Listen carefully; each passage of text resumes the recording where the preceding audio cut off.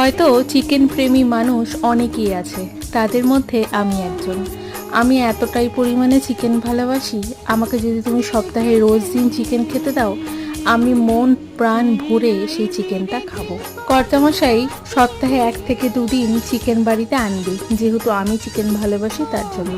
আমার কর্তামশাই কিন্তু একদম চিকেন খেতে পছন্দ করে না, কিন্তু আমি হয়েছি তার টোটাল উল্টো। এখন আমার দৌলতে পড়ে সপ্তাহে ওই 1 থেকে 2 দিন একটুখানি হলেও চিকেনের স্বাদটা নেয়।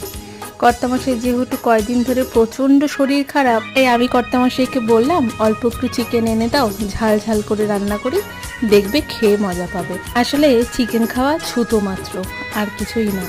আজকে গোটা রান্নাটা করেছি বেশ খানিকটা কাঁচা লঙ্কা বেটে। এত পরিমাণে ঝাল হয়েছে বলার মতো না। পুরো রেসিপি আমি অলরেডি আমার চ্যানেলে পোস্ট করে দেবো, তোমরা একটু চেক করে নিও।